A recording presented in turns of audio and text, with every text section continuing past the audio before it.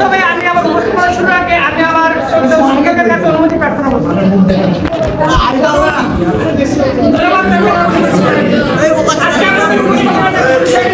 ঠিকই আছে, হচ্ছে মূলত বাংলা মাধ্যমে ষষ্ঠ অধ্যায়ের গল্প নম্বর 4 সময়ের প্রয়োজন। এখানে আমাদের 3টি প্রশ্ন আছে, 4টি প্রশ্ন আছে। এই 4টি প্রশ্নের আমরা এখানে উত্তর উপস্থাপন করব। আমাদের যে প্রথম প্রশ্নটা ছিল সেটা হচ্ছে কাহিনীটি কি নিয়ে। এখানে কাহিনীতে মূলত ছিল একটি অনুসারীদের মুক্তিযুদ্ধ নিয়ে। এই গল্পটিতে একজন কিশোর মুক্তিযোদ্ধার রোজনার অবস্থান কল্পনায় পরিবেশিত হয়েছে।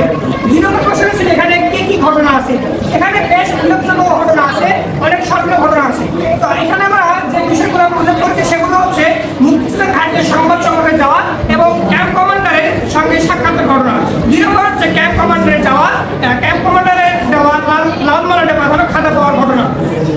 লাল মালাটে বাঁধানো খাতায় লেখা মৃতদেহ কবরে নামানোর অনুভূতি ও সংকৃতিদানের ঘটনা। ওই খাতায় লাল মালাটে বাঁধানো খাতাটিতে একজন মুক্তিযোদ্ধার পোস্ট নামসা পরিবেশিত হয়েছে। মাথায় সুটকেস, উপরে কাপড়ের গাঠি, হারিকেন দিয়ে অসংখ্য মানুষের ছুটে পালানোর ঘটনা। বুড়িগঙ্গার পাশে লঞ্চঘাট মিলিটারি গুলিতে 300 জন মুক্তিযোদ্ধার মৃত্যুবরণের ঘটনা। হেলিকপ্টার থেকে গুলি ছুড়ে অসংখ্য মানুষকে হত্যা করার ঘটনা। বর্ডারের গুলিতে 800 জন মুক্তিযোদ্ধার প্রাণ চলে যাওয়ার ঘটনা। রাইফেলের কাঁধে শত্রু সেনাদের সন্তানে বেরোনোর ঘটনা। মায়ের কাছে লেখা চিঠির গুপ্তকারীতে এক তরুণের মৃত্যুবরণের ঘটনা। মুক্তিযোদ্ধার আক্রমণে 200 জনের মধ্যে 45 জন লাশকে পিছনে ফেলে শত্রু সেনাদের পালিয়ে যাওয়ার ঘটনা। লালমাটা বাজার খাতায় লেখক মুক্তিযোদ্ধা শত্রু হাতের ধরা পড়ার ঘটনা। এইগুলো ছিল আমাদের মূলত উল্লেখযোগ্য ঘটনা। এখন আমরা দেখবো এখানে কি কি উল্লেখযোগ্য চরিত্র ছিল।